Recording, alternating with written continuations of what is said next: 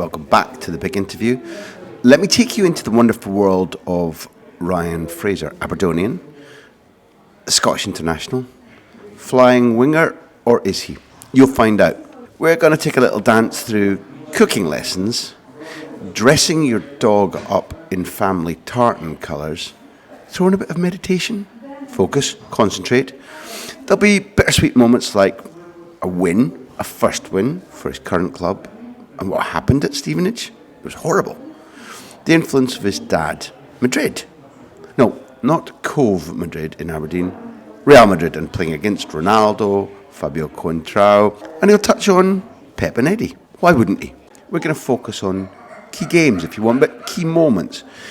The turning point when this explosive young talent suddenly did things that made everybody in football sit up and take notice. Extraordinary moments, like when against Liverpool. Do you remember him coming off the bench and what he did next? Do you remember him being very, very mean to fellow big interview guest James Milner by causing him to commit a penalty? Against Arsenal, give him the eyes, give him the eyes, give him the eyes, look at my eyes. You're back in the room, and the ball's in the net. Hello, Peter Cech.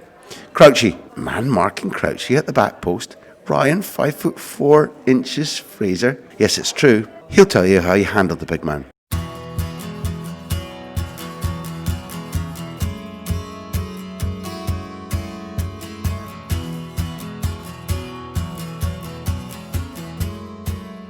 The big interview is back because we've had our Christmas holidays, and it's quite a strange coincidence because the one that you're all listening to right now is James Milner, who committed a pretty notable foul on the man that I'm sitting looking at and talking to right now, because we're in Bournemouth, we're at the stadium, he's just finished training, and we're with Ryan Fraser. Ryan, thanks for taking a fellow Aberdonian down to this hotbed of football. Is it because it's a little bit like Aberdeen? Is it like Balmady Beach here? Is it or just warmer and nicer here compared to Aberdeen? Yeah, I would say it's a lot warmer. when I go out on cold days now, I always need to wrap up now. But when I first came down, I used to go out just with a t-shirt on, but not anymore. Because the breed is quite hard in Aberdeen, and people don't understand how flipping cold it is up there, right? Yeah, it's got one of the best beaches that I've seen. But it's too cold for everyone to go down and sunbathe. Well, can you imagine, because before you were born, but all the players who won the European Cup, they used to train on the beach and go and help their muscles relax by going into the North Sea, including in winter. I mean, that was under Fergie, so I suppose you had to do it, but like, could you imagine, can you tell people, like, bits of their toes must have been left hanging off? Yeah, I mean, I feel it's bad when we do it down here, but I remember when I was up at Aberdeen asking Neil Simpson what it was like when he was there, some of the stories that when they used to just train in the freezing cold, the wind, nothing sheltering them, and then they had to walk over, jump into the water, full 12 minutes in the water. I'm thinking, not a chance I'm doing that. I suppose it's cheaper than this cryotherapy that I see that all the clubs are investing in now, where all the players are in there and you're in what looks like a sauna, but it's blasting you at 50 under, whatever. Yeah. So the North Sea is definitely cheaper. That's probably why Aberdeen liked it, I'm going to say. Yeah, 100%. It's just there in your doorstep. How'd you got them to go in? It's beyond me. So if I made a comparison between Aberdeen and Bournemouth, can you take us into the car? Because when you come down here, the boss picks you up and drives you around the town to show you Bournemouth, right? Yeah. That's pretty special, isn't it? Yeah, it is, yeah. I mean, getting the phone call and then obviously he's coming, driving around, and it's a little bit awkward at first, but... Best behaviour. Oh, yeah, best manners. Seatbelt? Definitely, yeah. I mean, I jumped in the back to start with. He's like, "What are you doing? Get in the front." So I'm not a chauffeur, right? Yeah. But, no, he's just, that's the type of manager he is. It's not all about football. He wants you to feel safe off it, to know what you're coming into, your surroundings, and that's why he's a top guy, not just a top manager. Yeah. But when you're being driven round, because Eddie's obviously, Eddie's been on this series. Special guy, we get that. We aren't coached by him, but we listen to him, we watch him. He's a very special man, not just a special football guy. But when you're in a car and you're looking around, what are you seeing? Because, maybe you're tough, maybe you're bright, but you're 16-ish. Yeah. You come to the other end of the country, and you must be assessing as you're looking around. Can you go back to the journey and think, what were you seeing? Because it was obviously the football, the club and the coach that would make the ultimate decision for you. Yeah. But what was that experience like? Yeah, well, the first thing he showed me was the beaches. So it was nice for me to come down and see not just the football ground, not just the training facilities or the football bits, but just off the pitch. Show me where the lads most live, just where to feel comfortable. If I was struggling on the pitch, then he says, look, they would help me off the pitch. And the first thing that he'd done for me was help me get cooking lessons. So I didn't know how to cook, obviously living with my mum and dad up in Aberdeen, and first thing I'm doing is cooking pasta. He's like, no, you can't have pastas every day, so just go and get some cooking lessons, and that's why I've turned into a decent chef, I would say. Well, all right, then you've taken me down a little alley. But best dish? Oh, I like a risotto. Yeah, maybe a butternut squash risotto. Oh, baby. Listen, salivating already. I like a bit of butternut squash, I really do. Yeah. What type of rice? Is it arabetta? So it's just like rice that expands a little bit. Yeah. It's a little bit chewier, isn't it? Oh yeah, definitely. I mean, I like it al dente myself, but I've cooked for some of the lads, and they've cooked for some of me, and I would say I'm in the top 5 chefs at the club. So Top 5? yeah, top 5. Yeah. Who's better than you then? I'd say Simon Francis is very good, but all he eats is greens, so yeah. quite boring. That's not really cooking. That's just boiling. Yeah, true. That's not a chef, I would say. So, Simon, I'm sorry, you're out. So you're now top 4. Yeah, So I've ruled him out, okay? Dan Gosling, very good. Yeah. He loves the HelloFresh, getting them in, but do you know what I mean? That tells you how to cook it. So like when I hear Guardiola like giving City a row because they've won a big victory, happened to me here, and he goes into the dressing room and they're all on their mobile phones and social media, and he gets furiously annoyed because it's like team bonding. You're all in there like with recipes and swapping recipes in the dressing room. We're sociable. Yeah, we help each other out. Best dish wins and stuff like that. So. It's really impressive. And then one of the things that makes me curious, because we're here because we really admire you.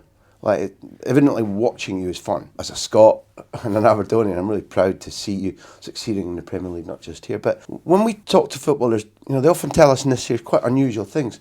So, for example, I guess you didn't grow up watching Charlie Nicholas because of your age, but you know of him, you know him, he was a special footballer too. But he was portrayed as being absolutely cock of the walk, confident. We sat down and I just asked him what was it like when you came down to London. He was significantly older than you. Yeah. When the title was Celtic, he was a Scottish international. He said he was lonely, he was unhappy. He had to call his sister to come down. And I was like, that's really unusual. One to hear a Scot admitting, we're not very good at admitting our weaknesses or our flaws, we like to hide them. He was saying, no, it was terrible. So what was the experience of just being away from home or in a new place at 16? Exhilarating, but worrying? Yeah, no, the first thing I done was honestly go and buy myself a dog. I did bring someone down with me, a girlfriend down with me, but that didn't last very long. I mean, she got homesick quicker than I did. So, but then I had little Maisie that I've got now, and I've still got her. And it's just something to go home to. Bad day, good day, she's always going to be the same. Yeah. So she's happy to see you. And I think a lot of lads nowadays just play games, Fortnite, PS4s after football training, but you've got that responsibility to not just sit in your house by yourself. You need to go out and you need to walk down the beach with your dog, and then you start looking at lads and they've got dogs, so then you start making friends with them. So we've got a pre-game ritual, me and Dan Gosling, on a Friday night where we go and walk the dogs and before a game, and we feel like it's good luck. But it's that type of the thing that I'd done when I first came down, because I have heard stories about loneliness. Yeah. And let's be honest, it's the furthest way I could have got from Aberdeen. But so nobody's nipping down to support you. No. I'll just come down tomorrow for a visit. It's expensive, it's a long way, 100%. People work, your family work and whatever. So it's a smart decision. What made you think about, I'll get a dog or a pet? Why? Do you know what? I've never actually had one, and I've just heard stories that when you come down, you might be by yourself. It's just nice to have a companion there to help you through these things. What is Maisie? What type of dog? She's Yorkshire Terrier. Nippy and small. Yeah, but I'm not one of these where I do dress her up sometimes. This is the bit where the player normally says that's off the record. Yeah, sometimes she's got a couple jackets, but tartan. Oh yeah, she's got a couple. Yeah, she's got a couple. A little Daddy Scotland one as well. So happy with that. We'll probably keep that one off the wraps as well. Okay, we'll play white noise over that. That'll just disappear. I'm really impressed. That was a smart move. And can you remember a moment where you sort of went, I really like this place, this is home, or I feel settled, or something happened where it's like you open the curtains and it's not like Scotland, you can see the blue sky, or are you like, I'm a little bit eccentric, but I'm utterly drawn by the sea. Don't give a toss about beaches, but I need to have a big river or sea near me just to orientate myself. I think it's to do with growing up in Aberdeen. Yeah. Do things like that make a difference to you here? Yeah, I mean, if it didn't have the beach, we always go back to the beach here because we've got it good. But if it didn't have that, then I would have struggled a lot more. I mean, I do a little bit of meditation myself. So I sometimes go down there and it's just nice to hear the waves and stuff. But a lot of footballers getting into that sort of meditation now, just to so much things going off the pitch that it is mentally hard. So I just do that to help myself out. But I would say first calling it home. Do you know what people say when you do well at your football, it comes home and it's nice? So I think the first they came down, I got injured, tore my hip. I'd done it up in Aberdeen against Celtic, came back from it, signed for Bournemouth, and I'd done it again. So I couldn't really get to know the lads, so I didn't really feel at home the first couple of months. And maybe the next season when we got promoted to the Championship, I started playing a little bit more. It's probably when I started feeling, right, this could definitely be my home. And I still say to this day, after football, I would love to come back and retire here. Yeah, the first time we were down, we noticed that, you're 15 minutes away from Harry Redknapp, you're 15 minutes away from Graham Souness. They love it here, absolutely adore it. Okay, they're slightly further out. Yeah. And we look, Harry's garden goes down to the beach. Yeah. In England with palm trees and Unbelievable. sort of boats going by. Yeah, I can understand it coming here.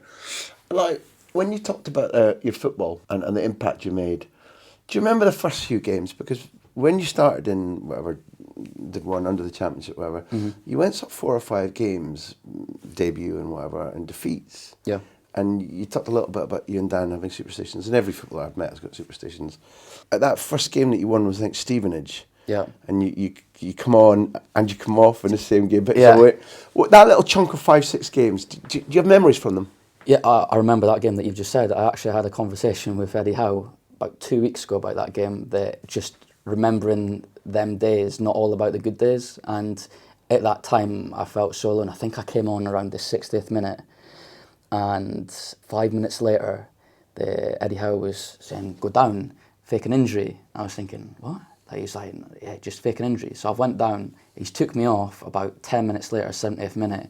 And he says, just like you weren't affecting the game, or I made the wrong substitution. So wow. Obviously from that, I think I was 17 years old or 16. That's when my confidence went. It took a massive hit. And I don't think I played much that season in League One. And it took just getting a couple games in the Championship the next season to, I think Matt Ritchie got injured as well, so me and Mark Pugh played on the wings, and that got my confidence back a lot. But that game sticks out in my memory. I remember it to this day. That bus journey home, I didn't speak to anyone. I was on the phone to my mum and dad after the game, and just thinking that maybe I made the wrong decision here. But yeah, bad moments make you realise not to jump too much at the good ones. They make you stronger if you're on the lines of, what doesn't, kill you makes you stronger. But you have to be strong enough to cope with it first, because coping with that impact of that disappointment and the humiliation, not in your situation, but when that happens to a footballer, feels shit. It doesn't happen to much, I can tell you. Like, I accept that. Come on and come off. I accept that. And listen, all Grahams are special. I think your dad's Graham. Yeah.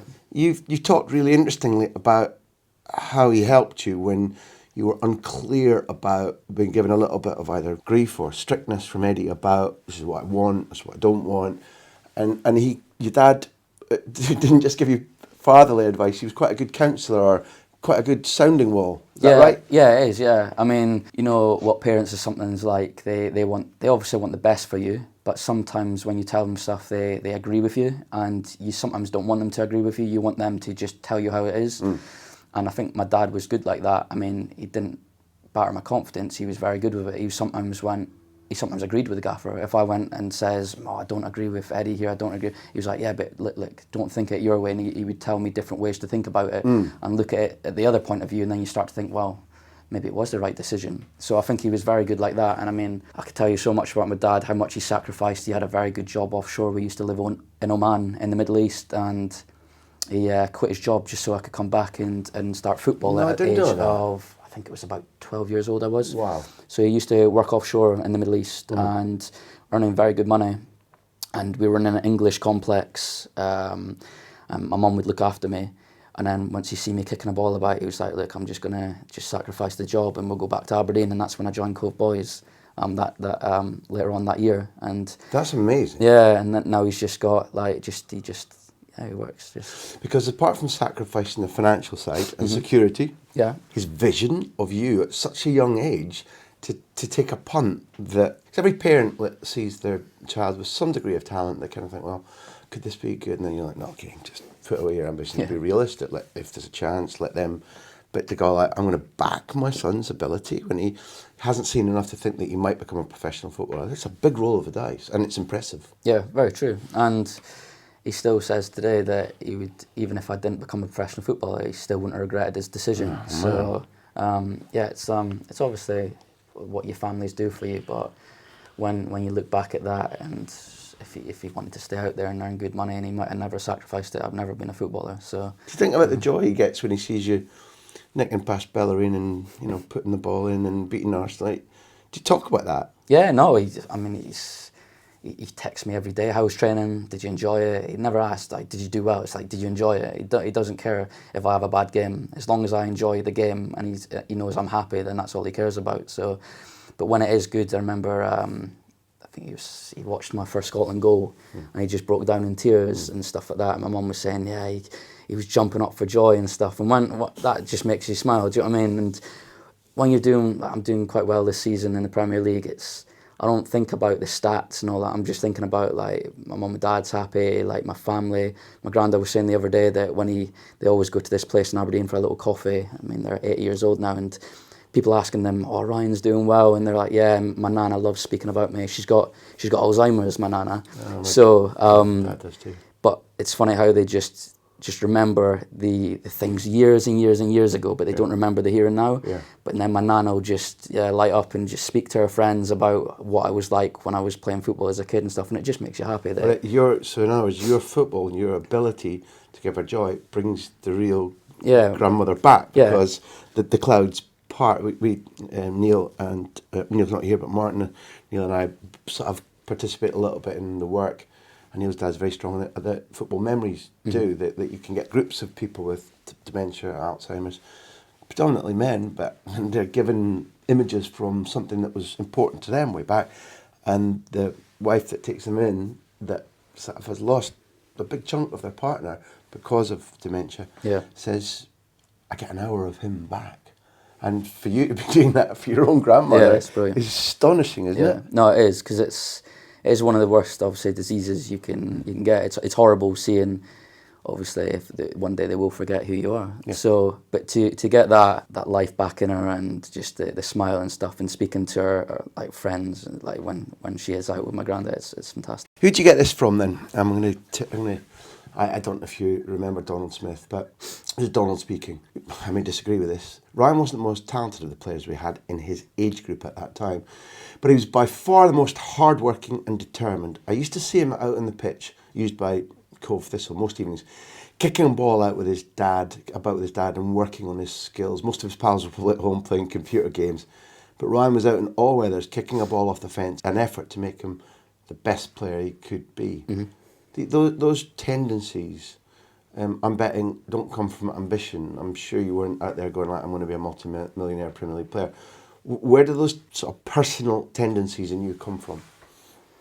I don't know. I think if you grow up with a family that are humble in what they do, I don't know. I don't know how to really answer that. Nobody kind of went, you've got to do that. Your dad, your mum, your grandparents do this, do that.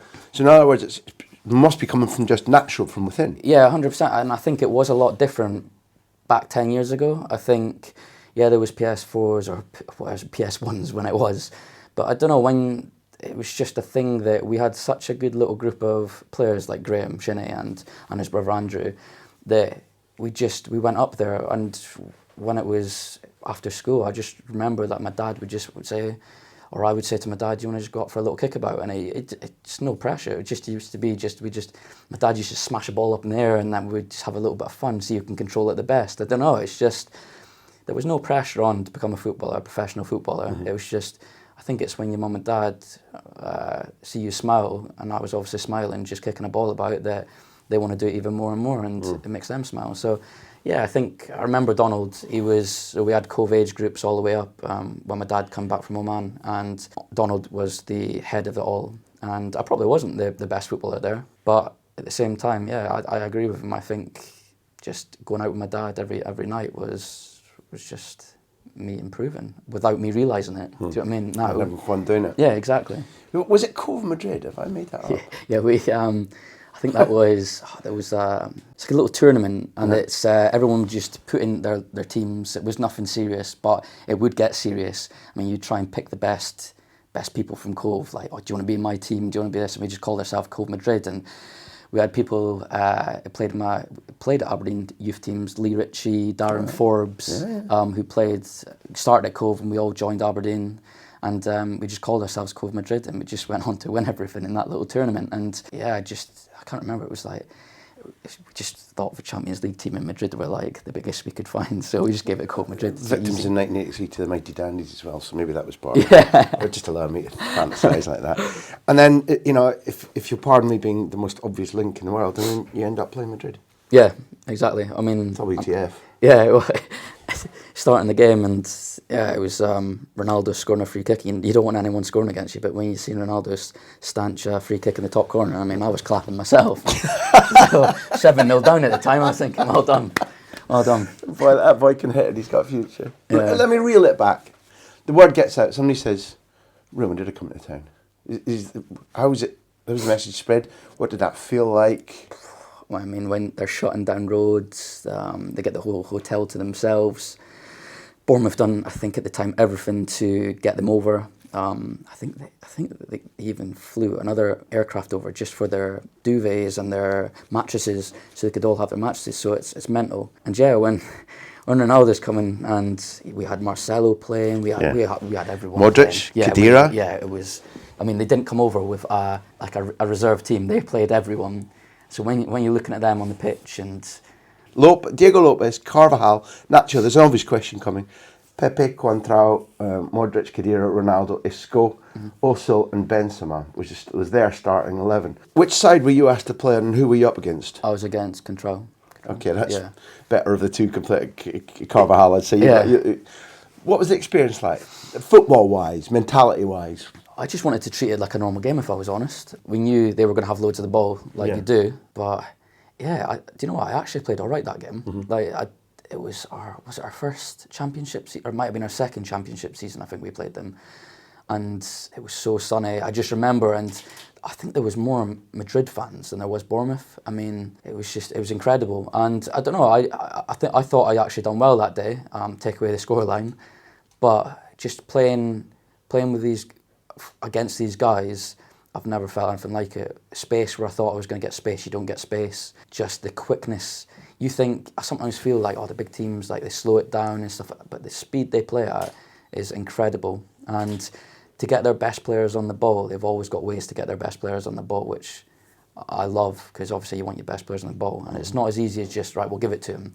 Just the movements they make to create space for them. So to draw you, they'll be thinking they'll 3 passes ahead. 100%. I'll tell you what we'll do. Our aim is to get to him, but we'll do this, that. We've dragged them. Look, there's the space that we were building towards, that kind of thing, right? Yeah. And I remember Ronaldo was out on the wide left, and Contrao, I had him, and just for him to get Ronaldo on the ball, he just ran me away into a position that I've never been. He just ran in field, and I was like, oh my God, do I go with him? So I went with him, and it just opens up Ronaldo just to run at his defender and do his stuff, and it was a moment I'll never forget, playing a team like that, and just watching them, just every touch. That's what I was going to ask you, like the concept that in the Barca school they use this phrase of, because we all talk about one-touch football, half touches. And I wonder if you'd noticed when you mentioned their touch, were more of them two-footed? Did they take less time on the ball? Did it feel like their decision-making was already run through the pictures in their head before the ball came to them? Yeah, I think it was all of that, and it was just they knew where their next pass was going to be. Their touch was not just a normal touch. The way they touched it to a side, knowing their next pass. Like sometimes I just take a touch and then I look up, but they had already known what their next pass was, and it's like they manipulate their touch so well. Yeah. It's incredible. They just get that half a step, half a yard, and you can't do anything about it. And that's what happens when you play the top players. You think, I've got them. No, I ain't got them. What just happened? Yeah, and it's how they manipulate the ball and find that space. Were any of them surprising in any ways? Oh, I didn't expect that. I don't know if it's aftershave size, noise, aggression, friendliness. I don't know. They were very friendly, to be fair, after the game. I mean, they didn't just walk off inside. They spoke to us, which was nice. But I don't know, like, I don't want to...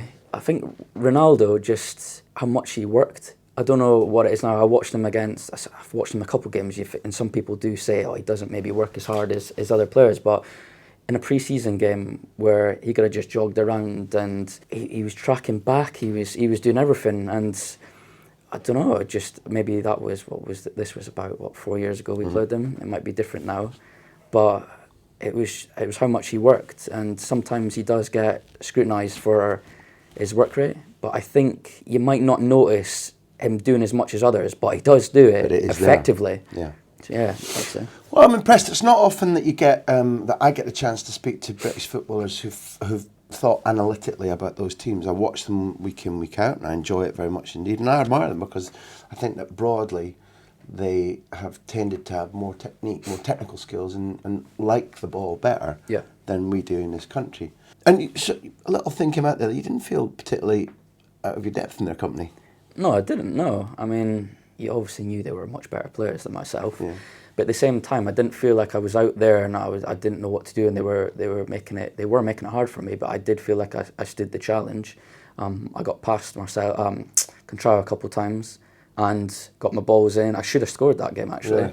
And yeah, I thought personally, on a personal note, I came out of the game thinking, yeah, we've been hit by a big scoreline. But personally, I thought I stood up to the challenge quite well, where I could have sank in a hole, and yeah, it couldn't have been a nice day for me, but it was.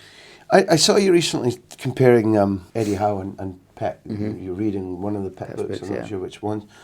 And what were the comparisons? The hard work, the in-depth analysis of every little detail of, you know what they're going to bring and we know what we're going to bring. Small runs that might affect the other team's movement, space, just everything. And I just remember rondos, the boxes, it's rondos, and just most teams I've ever seen is about getting megs, about just dilly-dally. It's just like a roll your foot on the ball type thing. But when I read the book and read what we do here, it's not just play around. It's, no, this is going to improve you. Fast ball speed, one touch, pass appreciation. It was everything. Reaction to get into the box, not just jog in. It was you sprint in after you've lost the ball. And that's what the Barcelona's, the Man City now we're best at, the Bayern Munich, is reaction press. When the top players lost the ball, they don't just, oh, I've lost the ball. They get it back, and they get it so high up the pitch that's where they score a lot of their goals from. It's been revolutionary because it's changed the idea of football, in that losing the ball was always a relatively bad thing. In long ball football, it wasn't that much of a problem. But Messi's one of the best at it, and like you talk about Ronaldo, people don't really talk about Messi pressing because he doesn't do a lot of it. But when he does it, one of the things you'll see from when he's 4 to today is that if he sees a pass, sees something that he'll put it in, and instantly he'll be betting that if his pass is intercepted or if the teammate doesn't quite, that whoever is getting in the way in the opposition team won't be as quick mentally as him. So he's on the chase, and teams are often at their weakest when they've intercepted a Messi pass because he's on them and takes it back again. Yep. That reaction press. Yeah, no, it's a lot of teams that I've seen don't do it, but the top teams do. Yeah. And it's because when you do lose the ball and the team get it back, they expand out. But because you get it back straight away, they've expanded. They're out of position. Yeah, they've lost their rigour. 100%. And everyone's narrow and everyone's close together. That you just penetrate them even more. And it's amazing that I've just seen so many comparisons to the book, and even modesty. When I see Pep in interviews, and if a team has done well, he'll say they've done well. Do you know what I mean? It's not all about his team. But just, they're so humble men, and I just like that down to earth away from football. I think I watched the documentary on it as well of Man City, and the humbleness, and I like how he is with his coaching staff as well. I mean, they're like a big family. I think it's very tight unit, and the gaffer's got that here as well. And every little thing I just kept going, yeah, we do that. That's like, yeah, and it's obviously Pep is top, and Eddie is very good. I'm not, but just comparisons is just, yeah, it's. But you share a mentality with Eddie. It's really clear that there's an affection and an affinity But you see, that isn't just because he's found a really important player for his team that wins in points and scores goals and makes goals. There seems to be some affinity between the way you both think about life and think about football and analyse things. Yeah, definitely. But that started when I just first came down, getting me cooking lessons, taking me out for meals when I was alone, and I think it's obviously helped me. We do think of football clearly. I'm not afraid to say it, we sometimes hug each other in the morning instead of just a handshake. It's just, I don't know, it's just... It's quite a continental thing, that. It's not, I don't think it's very British, is it? No, it's not, yeah. It happens, but like it's very continental. Yeah, and it's like, even just, he'll speak to all his players, but like, yeah, I'll have a joke with him. It's just, yeah, I don't know, it's just one of them that we are close. We do think football about the same way I think personally, and we know how much it means to win games, and yeah, even off the pitch, he's a family guy. I'm quite quiet. He likes to keep himself to himself, and I'm exactly like that. I like to keep myself to myself, and just be the best I can be. And I think he wants to be the best he can be as well. Well, that's one of the, in the interview that we did with him here, he talked about being inspired by John Wooden, but he also said, this is Eddie talking, I'm a believer in trying to make myself a better person first and foremost, and then a better coach. And I think to be narrow-minded and think football is the only sport that has solutions, that's wrong. Ultimately, I always talk about developing my players to the best that I can, and in which case, I have to develop myself as well, so that's what I try and do. Does that ring true for the manager you see? 100%, yeah. I mean, he meditates himself. Some managers...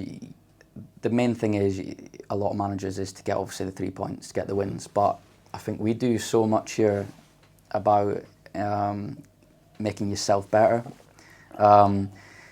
Manners, the small things that people don't realise but will go a long way. Your thank yous, people might think, you don't want to be known as one of that arrogant people. Yeah, so you can be nice off the pitch, you can be nice on it, as long as you've got that little edge to yourself. But you don't want to be known as not a nice person. So it's just small things like that. I think what you're saying is it really touches a nerve, because I've been fortunate to get to know a lot of the World Cup winning Spaniards at Barca, Madrid.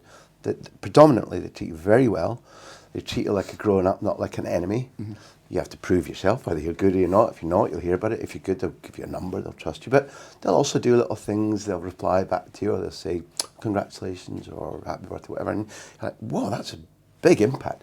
Then I think, what about the fan who doesn't have the privilege of seeing these people all the time? Yeah. You maybe see them once in a year, standing outside a hotel or waiting outside a stadium or whatever. And you do quite often see players walking by with headphones on, ignoring them. I find that really odd. Mm-hmm. I find it hard to understand. And the way you phrased it is, it doesn't actually take much. Those little touches can change people's attitudes. They can, inspire love and devotion. Yeah. And it isn't hard to do. No, it's not, no. To Aberdonians, probably I shouldn't raise the word sheep, but Eddie told us about when he was at Burnley and his sheep herding, which I think didn't go all that well. But then he has a list of going through paintballing, karaoke, I don't know what. And he says, I've been through it all, team bonding and team building and all that and stuff. What you falling off paddleboards is one of the... A lot of times, yeah. We've done indoor bowling, which lads were like, maybe this is not us. But when you get there, that competition edge just kicks in, and then you don't think about what you're doing. It's like, it's all about, let's just win. We've done that. Every pre-season, even small things, we sometimes go down to the beach to have some breakfast with each other. It's easy to get the chefs here to cook you breakfast, but you don't eat together sometimes. Mm-hmm. So he gets everyone to come down at the same time, go down to the beach. We sometimes get our massage down at the beach. Obviously, it's nice. Get some food together, walks together. Everything he does is to get everyone involved. And if somebody is feeling out, get the new lads in, like Kleiny and Dom. Just straight away, first meeting, it's easy. Just he gets them up on the board. He says, "Let's all congratulate them on the move," and clapping them, and then they get a buzz. You can see it, and it's nice. And I think with the team bonding things, everyone feels a part of it. And when you've got a good team morale, you see a lot of clubs with not a good team morale, and it does help you. You fight hard for each other. You sometimes, if somebody's out of position, if you didn't do all this stuff, you might think, oh, I'm not going to maybe do his job. But because it's not just a teammate, he's your actual mate, you're like, all right, I'm going to do it for him. I'm going to put that extra yard in to tackle and make him look good as well as me. So it's just the small things that people don't think of that he's done to us, a very small club with, you could say, through the years, he's took players from League One and playing in the Premier League now. He's obviously made them better as players, but he's made them better as well. And I think that team morale and fighting for your mate is so big at this club that I think that's why we've done so well. I was struck by obviously you're too young to have seen it's a knockout, but like yoga on paddle boards in the sea, that just seemed to me like as if it was set up as a piss take. I mean, I think in my own interview I can be honest about that. But like, there was a tale from one of your lads, I can't remember whom. I think was that Chicago? Yeah, it was. Did you go golfing in? Yeah, we went. We go golfing all the time. Did you nearly get smacked in the head by a random golf ball? Yeah, that was. Do you know what? I think that's when we went to Dubai that one time as a team bonding thing, and we went and just golf. Some of the lads were just hitting golf balls, and so many people nearly got hit in the head by golf balls. It could have been carnage, but I would agree myself. The paddleboarding thing was. I can't say I enjoyed that one, if I'm honest. I spent more time in the water than I did on the paddleboard. And then my float went off, and then I was drifting off to sea. And I was thinking, if I can't do this. Gaffer, I'm out. Yeah. It ain't cheap herding, has to be said. I have to be cliched and take you to sort of 2 or 3 extraordinary games. What stays with you from, let's start with the Liverpool game. What stays with me? What has it done for you? Gave me I didn't think that maybe I was good enough to be in the Premier League. And that game, I think, not only did it show fans that I was good enough, it showed me, more importantly, where I didn't maybe believe I was ready for it. But that game, I came off it, and first I came in, the gaffer was like, everyone just started clapping. When you're walking in, you're thinking, whoa, like maybe, goosebumps, and maybe the fans don't believe, and then I didn't believe, and now I do. But when your teammates believe that you're good enough, then that's even better. But yeah, I just remember just coming on, and the gaffer just went, look, there's no pressure on you, you do what you do. Just go and take them on, try and get us up the pitch, try and make a difference. And yeah, I did that. And it helped I think it was the first minute. I got past Milner and he took me down for a penalty. And I think that just gave me 2 more yards in my step. And then the game just unfolded from there, where everything was going right for me. The cross that was probably a rubbish cross. Cookie done unbelievable. That if he was a striker, that would have been talked for years. It's a Ballon d'Or goal. Yeah, it was unbelievable. His touch was the best touch I think I've seen in a long time. And then the finish. And then just the whole I think if it finished 3-3, it wouldn't have been talked about as much. Like me coming on, and I was involved in all them 3 goals. But the 4th one, and to get it so late, and the celebrations, I just remember Frano just, his hands everywhere. I didn't even know what his celebration was. He didn't even score. But just the fans going mental, and knowing that we won the game, and it was a tricky run before that. Yeah, it was one of the best feelings I've ever had in football. So when you go back, 'cause you've got quite a thoughtful mind, and you've described, like, for example, I think anybody who's played any sport, if something goes right for you quickly, whether it's a penalty or a goal or a first touch, you get a surge. But do you look back and say, why that day? Why did things come together that day? I think, it might sound weird, but I think hard work. I wasn't playing much before that. I was out of squads, and I actually played against Peterborough a week before it for the 21s. I just asked to play, me and Mark Pugh. You don't need to play in games, the 21s games. It wasn't at home. We had to take a bus up, I think it was 5 hours. And me and Pugh just said to each other, look, let's go and do this. Like, let's go and just get a game. Let's go and show that we've got good attitudes, that we're not just going to stay and train and not care that we're not playing. Let's go and get some game practice. And yeah, it helped me, because people don't realise training is training, and training's very good. But games, it just gives you that little bit of awareness of where you are on the pitch. Training that you could do all passing, shooting, and you expect to come on a Saturday and you think, right, I should be good. It doesn't work like that. When you're on a pitch and you've got that game situation, pressures, even if it was a 21s game, it was just still pressure to play good. Show the young lads that to have a good attitude, to work hard, not just go there and sack it off. And I think all that, the attitude and just the whole thing, I think it was just maybe fate. Just I went there, and luckily for me, it's went right for me. A few weeks later, the Arsenal game. Yeah. It was big also. I want to ask you, because now, correct me if I'm wrong, but you score in the Arsenal game, Mm-hmm. you come in off the left, you're kind of heading towards Czech's Yeah. front post, and you talk him up by kind of pretending you're going to, it's my memory anyway, yeah, that yeah. it's going to might go Cut it across, back. you're looking away and all that. Yeah. And we were looking at goals recently, I can't remember which goal it was, I don't think it was a Leicester goal, but you ran onto the ball and you show the eyes to the keeper that's going there, and you hit straight. Yeah, Watford game. Yeah, Watford Yeah. it was. Yes, of course it Yeah. was.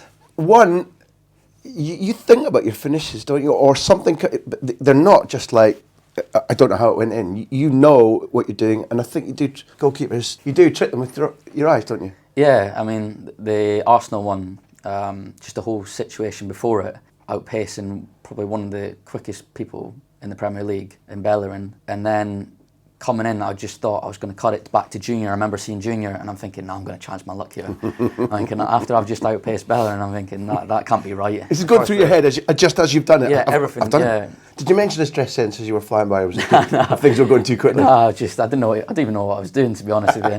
That's what happens to me normally out on the pitch. I don't know what I'm doing. But Lies. and then I just seen Chet coming out, and I'm thinking, right, the only way this is going to go is if I just hit it low under him, and his legs were wide. I'm thinking, right, that's the only place it can go, and lucky for me, it's went in. And the Watford game, just. Yeah, I sometimes love going in that corner. Mm-hmm. And then, Oh man, that bend in off the left and bending. Yeah, I love it so What? much. And then I Beautiful. always give it the body shape, and I just thought, no, I'm just going to change it up here, and just opened up my body, but at the same time, and looked there and just kind of reversed it back. Do you know who does that? And who both of us, because we watch you, that's why we're here. We both went Pedro. Absolutely, as if it was, and the one in particular, Pedro does that a lot, and he may not be as good as player as you, he may be the same, he may be better, but he's achieved an awful lot. And at Wembley, beating Manchester United, where Xavi and Iniesta play beautiful patterns to draw, and then they let him away, and he does the same thing to Van der Sar. That finish, we both looked at him and went, oh, that's elite. Yeah. No, I remember watching that game, to be honest, and Barcelona were unbelievable that day. But Why, are you sort of United, or you no, just I just like football. If I'm honest, when there's a game like that on, I just love seeing good players play football. I don't want one person to win or one person to lose. When you're seeing the players on display and thinking, I could maybe take a couple pointers off them, I just like watching football. And Pedro, he's a lot better than me. I'm just going to put it out there. But at the same time, I like watching players that are better than me. And I said recently that I love watching Hazard. I might not be as good as him, but at the same time, if I can get 1% of his game into my game, aspect of my game, then it's improving me. So that's what I try and do. But yeah, I remember the finish from Pedro. He just kind of reversed it, didn't he? And it was very good. But I just love seeing good players play, to be honest. Well, I mean, no nonsense about we're in the middle of the transfer market now, so none of that nonsense. But La Liga one day, as a concept, or no. The Premier League is outstanding. This will do for me all my life. It's just as an idea. No, I'm not trying to say the easy answer here, but I've never really thought about it, if I'm honest. I don't really like thinking about the future, because I think if you think about the future, then a lot of things can go wrong in the now. So I just kind of think, right, wherever I'm playing now, if I can do my best, then situations will arise where you can make that decision. But I feel like if you think about the future, then that decision probably won't come, because you're thinking about it too much, and you're not thinking about how to get there. You're thinking about, I'm there now. So I do love the La Liga. The way they. Do you watch it a bit? Oh, of course I do. Yeah, it's just their touches. It looks better. I don't know what it is. It's just even the lower teams, they play that football where it just looks nice. It's effective, and there's obviously you get kind of different types of teams in the Premier League, where some are long balls, some are both, some are that you just football on the ground. But I just love how La Liga is just football. But maybe you never know. One day, you never know. No, I wasn't angling for something, but I imagined it was a brand of football that you probably enjoyed watching. And one of the things that they do over there is something you do. I'm going to go up my notes here. And you talk about, because I would say he's a winger. And again, while we did our research, you play in midfield quite a lot. You come in, you got a lovely pass, you've got an idea about how to create room, if people run, It's very clear you put it in channels. I've also seen you playing in what seemed to be second striker 10. You look more than comfortable in both. Clearly, you played. We knew about right wing back or right back, whatever you want to call it. Yeah. We're reliably Both. informed left Yeah, no, as both. well. Yeah, What the bloody hell? I seen you talking here. Pre-season I played right back my first game, number 10 in the second game, right midfield in the third, left midfield in the fourth. Goalkeeper, okay. We'll just leave that for the future. But what are you? My 100% favourite position is left midfield. So define that. Do you mean like in a 4 and therefore a modern version of a left midfield winger, or a left mid of a 3? I'd love to be a left midfielder as a forward 3. So like, I do like staying wide sometimes, but I kind of like being in the pitch because you've got so much more opportunities to shoot, get goals, and even your passes. If you're narrow, and there's so many passes that if you've got the wide man, your full back, or you've got the weak side of the pitch because the balls just came over, so they're all over at my side. But I feel like sometimes when you're out in the wing, it limits your, firstly, touches, because it's harder to get out there, and secondly, you've got less options. So Partly because of the geometrical thing about there's a line, right? yeah, Literally, people forget. Yeah. I think if they don't analyse football, those who view it, they're intelligent enough to know it. If you don't stop, there's a line there. Yeah. Can't go left. No. Can't go right. So there's a channel or a tunnel. yeah, but I used to play right midfield or right wing. I just don't feel natural. It just didn't feel natural to me. I got a lot of assists from the right, but just didn't score from the right. Well, I feel like on the left, I can do both. But I've played. I played it this season as well, quite a bit. As right wing back. I can't say I like it, but again, I'm the type of player that if I get told there, I'm not saying anything. Do you know what I mean? I just do my job and just try my best, and what will be will be. I remember last season where I played right back against Stoke in a 4, and next thing I know, Peter Crouch is hanging on to me, and he's just drifting on to me. I'm like, no, you get yourself back over there. And he kept looking round at me. I'm just like, don't even think about it. Next cross, he's coming on to me, and I'm like, oh no. But I've left wing back against Chelsea. I played centre mid. I played 10 quite a bit. Wherever I'm told to play, I like to. Yeah, but we're talking here about what's inside Ryan Fraser's brain, your preference, where you think your abilities flourish, and it's evident from your attitude and how you play that. If you're told you do a job and you do it the best of your ability, I get that. Not every player feels that way, but it's clear you do. But I'm much more interested in how you think about what you might do in those positions and which might become your best. Yeah, well, I would say right now, I'd love to say that I'm left of 3. So you've got obviously your 3 up front and your 3 in midfield. But I think maybe one day that I will try and become a 10. 10, yeah. I knew that's where you're going to go. I'd love to. You've got, to me, looking at you, you have all of that. Well, yeah, I try. And what I like about the gaffer here is in training, he stops every position. So every player plays every position in training. It's obviously up to you if you take it in, if you want to take it in and become a better player. But I like to think that versatility in a player is big in the modern game. If you can just play one position, then I don't think it helps you at all. No. You might be very good at the position, but in the long run, I don't think it's going to help you. Where I think if you can play every position and be versatile, it's perfect. And that's what we do out on the training pitch. Centre mids, when I played centre back sometimes, and I just try and learn. Yeah. But yeah, if you're asking me what I'd prefer, I'd love to play left of a 3 right now, but in the future, 100% number 10. I'd love to be in This is there, the joy of us in that we can ask football questions, and I love hearing football answers. So you've caused 2 new questions. One, I love the phrase, I think I know what you mean, weak side. You talked about where the ball is at, and you're talking about when the ball, if you can either manoeuvre the ball, overload on one side and then go to the weak side. So that anybody who's listening doesn't quite understand the concept, just broadly explain what you mean. Well, if the ball's starting on the left-hand side and the full-back gives me the ball wide and I come into play, you've always got your 10 over at this side to help me out with the ball. You've always got that number 9 running the channel for you to take the centre-backs away. So the perfect thing to do is that drags everyone over, because the centre-back's going to have to go with him. Then the other centre-back's thinking, oh my God, I need to go in with a 10. So the quicker you can manipulate the ball and go across to the right, where you're always going to have that, the way we play is your winger's going to have their left back, who's going to be very narrow because the two centre-halves have just followed their runners in. And then you've got your full-back who's going to, in our team, going to break their neck to get forward. You've got a 2v1 on the right-hand side, and if you can use that effectively, then you're always going to have that spare man to go down that side and create a chance, cross, shoot. And I think that's what the best teams do as well. They play the ball at one side, they slow it down, they play little touches, little passes that you might not think are effective, but that's drawn teams out, and then boom, straight away, weak side, go that and find the gap. Yeah, find and you're the like, space. wow. The way you've talked about it, and the way that you did when you talked about playing Real Madrid, you're helping people who just maybe watch football for the enjoyment of the noise, the colour, the goals, and they don't need to feel analytical about it.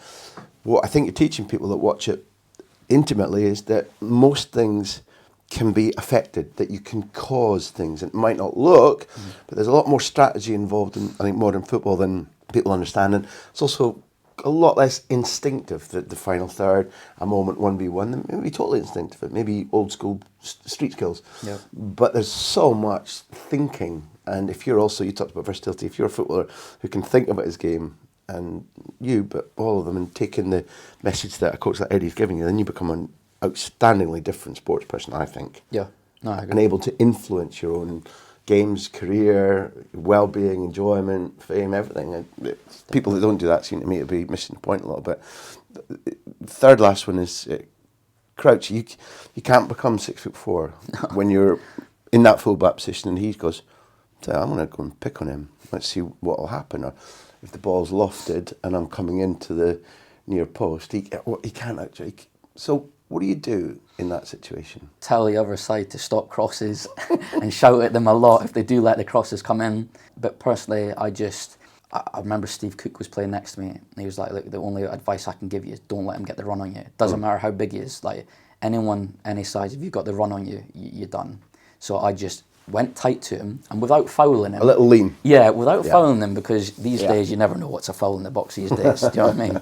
But I just kind of grabbed him a little and just kind of like tried to push him away from the goal. And it did help me. He did win a couple of headers, I'm not going to lie. It weren't like headers that were in goal, it was more knockdowns.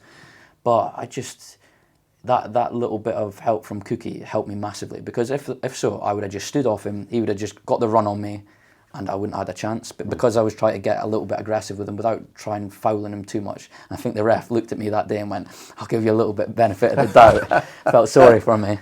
But so yeah, that helped me out as well. So it was a game that I learned so much from, because I learned as well, when a winger is running at me and I had no help from my right winger, and I was thinking, wow, this must be like Adam Smith normally, this must be, and I'm thinking, if I don't help him, this is how he feels. I'm thinking, I'm not having any of that. So that's made me more modest at tracking back my runners and doubling up with my fullback instead of just letting him die with a 1v1. So I think the gaffer deep down knew that would help me as well. And the 1v1 defending, I think my best 1v1 defending was, I played right wing back against Chelsea in the 3-0 game we won at Stamford Bridge, and I remember I had Hazard up against me, and I think that's the best 1v1 defending I've ever done. Did you feel that, I mean, apart from pride in the performance and the result, did you enjoy the battle? Because you seem to be somebody who'd be really engaged in the battle, and if you're doing any job of work, not just Premier League footballer, and you feel like, God, this is a test, but I'm managing it, I'll watch out for this, and you're really engaged. Yeah. Just in human terms, it's a really satisfying feeling. Oh, 100%. I just remember I was disappointed not to play, obviously, in the front three against Chelsea away. And we're scoring 3 goals at Stamford Bridge, it's amazing. And you're thinking, wow, I could have got that goal. But I just remember after the game, or just before the game was away to finish, we're 3-0 up. We knew we were going to win the game. I just shouted over saying, let's keep a clean sheet. That's one thing I've never said before. I just want to score goals, and obviously I want the defenders to do well, but I just remember shouting, let's keep a clean sheet, lads. I just looked over and thinking, is this Ryan here? I don't think this is Ryan playing right wing back. So I just like that different. Obviously you love a battle, and when you come out on top it's even better, but to do it against a big team, against a player on my side that you could say is one of the best in the Premier League in the world. It was just that feeling after was very nice. So, you know, when you were growing up in Aberdeen wasn't that important to you as a supporter, just a club that was there, you played for them, etc. But you, if I don't judge it wrongly, you do feel quite passionate about the national team. Yeah, I do, yeah. I used to be, I used to pay money just to go to all the games. It was like a Scotland, it was like a season ticket but for Scotland type thing. Used to go to all the games. We used to get a bus from Aberdeen and just travel down. We used to have to sing songs on the bus. Everyone's singing on the bus. Like Rolling Stones? Or No, Scotland like Scottish, songs? yeah, like Loch Lomond and stuff like that. Oh, seriously? Yeah, and we used to all just sing it down there, and I didn't drink myself, we were all too young, but the mums and dads had a good glass, a pint of beer, yeah. Which Not against it they're allowed myself. to. It was a nightmare on the way back though when they were drunk, but that was a hard There's one. There's a point somewhere around Montrose where the bus driver says, not stopping for anybody anymore. No. But, yeah, we used to get into Glasgow early, stop at a pub, like the young lads would have a Coke and stuff like that, and just the whole day out, the whole watching the national team. We didn't qualify for anything when I was watching, because it's been a long time since we last qualified. I think that European competition we just done was probably, well, you can't say we did qualify. Well, obviously we've got a couple of things to do, but There's a really big opportunity now with what looks like being the Norway game, or whatever. It's an odd situation, but with the national team, you achieved something pretty good. Yeah, 100%, and I just loved the day out. Just loved the supporters, and that when we played the England game and Lee Griffiths scored that second free kick, I've never felt anything like it. I just remember my feet was just trembling. Like I was like the noise, the vibrations coming through that ground. I was thinking, this is not real. I thought the stadium was going to collapse in, and that moment where I was watching it from a young lad and then being involved in a game like that on my debut as well, England, in a very good competition, the Euros, and just it was amazing. And going back to the Aberdeen thing, I might have not have supported them, but I always wanted to see them win. Obviously now as well, I was online with Scott Wright and Graham Shinney before their game against Hamilton the other night. 3-0, thank you very much. Exactly. In case anybody missed that result. That's why they probably won. They were on the fortnight with me the night before, so give them good luck. But I always want to see them do well, and it's easy for me to say that now. But I do. Me leaving was how it was, and obviously watching the club do well now and being up there with the Kilmarnocks and the Rangers and Celtic, it's very good to see. There's a little Yorkshire Terrier in a Scotland strip, about 15 minutes drive from you, waiting for you. So, very unusually for me, I'm going to shut up. Except for saying, that was outstanding. I've learned a lot. Thanks for taking so much time. No, thank you.